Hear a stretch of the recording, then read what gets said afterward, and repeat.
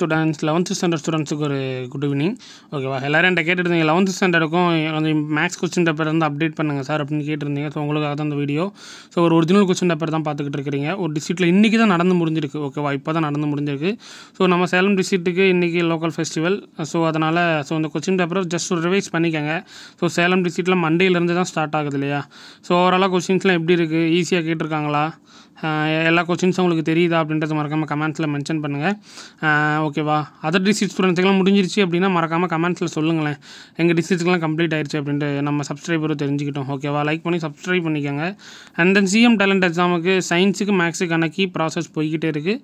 நான் குயிக்காக அப்டேட் பண்ணிட்டேன்னா நான் அப்டேட் பண்ணிடுவேன் டெஃபினட்டாக. ஓகேவா, ஸோ இது பார்த்துட்டிங்க அப்படின்னா இந்த கொஸ்டின் திருவாரூர் டிஸ்ட்ரிக்ட்டில் நடந்து முடிஞ்சிருக்கு. ஸோ இதற்கான கொஸ்டின் பேப்பர்லாம் ரிவைஸ் பண்ணிக்கோங்க. ஸோ நம்ம சேலம் டிஸ்ட்ரிக்ட்டுக்கு யூஸ்ஃபுல்லாக இருக்கும். பிடிஎஃப் டிஸ்கிரிப்ஷனில் கொடுத்துட்றேன். ஃப்ரெண்ட்ஸுக்கு ஷேர் பண்ணிக்கோங்க. தேங்க்யூ.